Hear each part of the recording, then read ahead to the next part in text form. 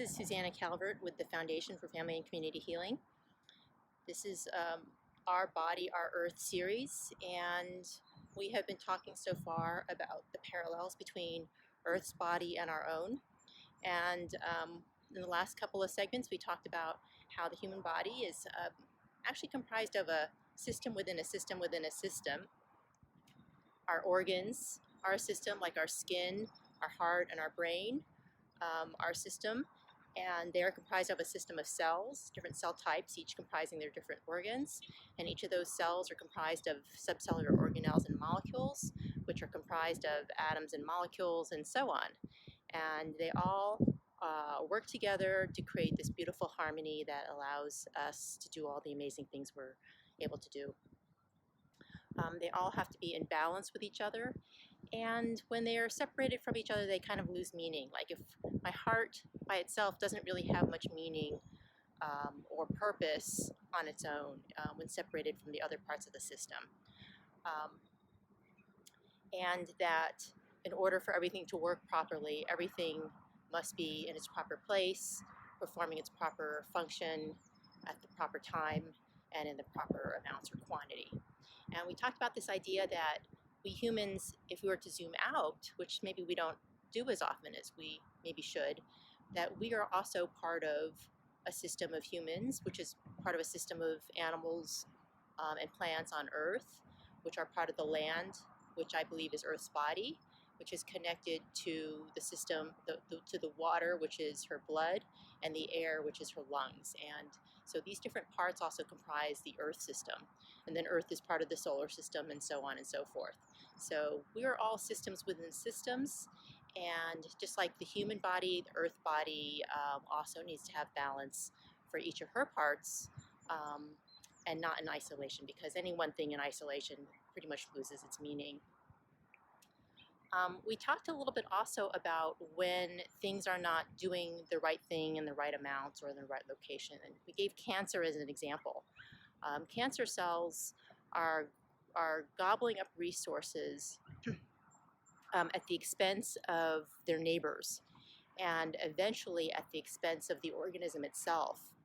So that cell might feel like it's winning the game by taking everything, conquering all, but in the end it's going to just hurt itself. So I wanted to expand a little bit more on this idea of when things go wrong and illness. So we talked about having balance and harmony, creating health and good function. And illness happens when there is imbalance. It's kind of windy here by the James River today. So when there is imbalance, then we can have disease or illness, or just things not working quite as well as they could. I think it's also very interesting in this time of the COVID pandemic. You can see I'm keeping my social distance, trying to be good. That I also think that the way our bodies react to foreign objects, whether they be infectious agents or just particulate matter like dirt, that the way our bodies react to that is, I think, similar to Earth's as well. So let me just explain what I mean by that. So when we have a foreign object, whether it's a piece of dirt in our eye, or maybe we ate something that we shouldn't have eaten, like maybe we had food contamination with E. coli, that's actually a great example of a bacteria that's very healthy in our colon, serves us really well, is really actually a colony of organisms that help us digest and protect from infection from other bacteria that shouldn't be there. But when in the wrong place in our stomach, it creates havoc. And when our bodies encounter things that shouldn't be there, it works to eliminate or reduce that threat and that presence. So something in our eye, you can just imagine we blink, our eyes water. We're trying to physically remove that foreign object from our eye. When there is a bacteria or a virus in our stomach or in our gut, the same thing happens. Our stomach contracts and we emit a lot of fluid to try to flush that out, so that's vomiting. The same thing can happen at the other end, that's diarrhea, right? So there's contraction, a lot of fluid release, our bodies are trying to flush that foreign object out of our system. And so that's the physical way we might try to remove a foreign object or something that is unhealthy for us in the wrong place or in the wrong amount. We might also try to wall off that foreign body, like we might get a scar around something or an abscess, so we're trying to contain that infection. And we might also recruit our immune system. So instead of just the physical removal or creating a barrier, we might use our cells and molecules of our immune system to attack that foreign body or object, to try to reduce the threat, to wall it off, to kill it, whatever. And I think this has been so fascinating because I've just been thinking about what that means for Earth right now. Because if you think about climate change has been extreme weather, right? And an overall rise in temperature. Even though it fluctuates wildly, we could have super cold temperature, but on average, the temperature is warming. We have a lot of rain and flooding, which is like our body that is trying to flush things out with water. There is a lot of wind and earthquakes and tornadoes and hurricanes, which is kind of like diarrhea and vomiting, trying to expel things that are harmful from Earth's body. And Earth's temperature is warming, which is not that dissimilar from when we get a fever that helps our immune system fight off infections and things. I'm also thinking about some of the recent infections like COVID and MRSA and other infectious diseases that have really been devastating. You know, the SARS and the avian flu. Those things might be not that unlike Earth's cellular and molecular immune system. And I guess what I'm trying to say is that it feels to me that we are living out of harmony with Earth. We are not living in balance. We are taking up more resources than we really need to.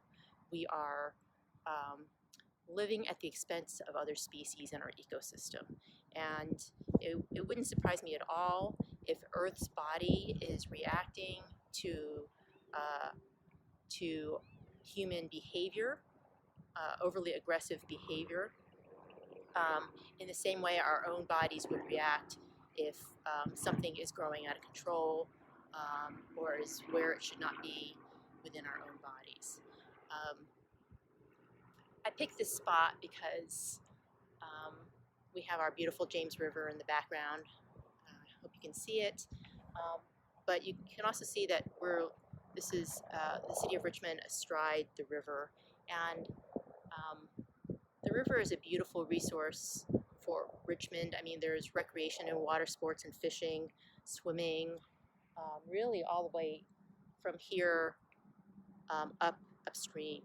And I think it's just a lovely example of how we can live, for the most part, in harmony with Earth and nature, living respectfully and in balance.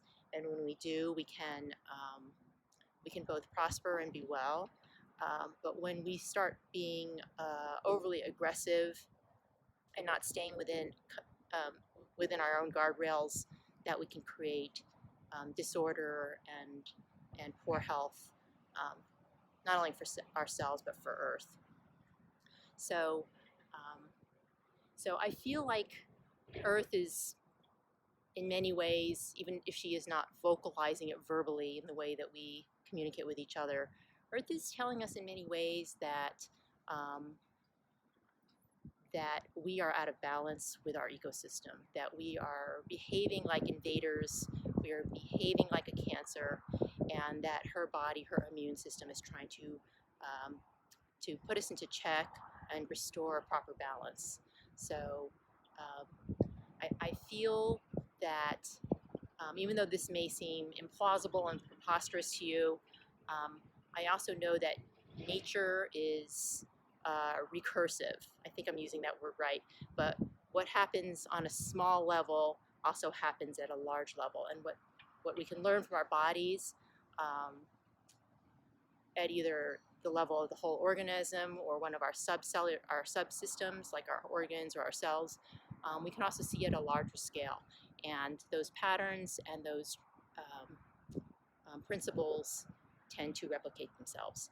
So that's just this one person's biomedical scientific view on the relationship between the human body, the human species, and the earth body, and how we might think about what the challenges that are facing us right now, but more importantly, where our solutions and synergies ought to be going forward. Thanks for tuning in. In the next episode, we are going to talk about holistic care.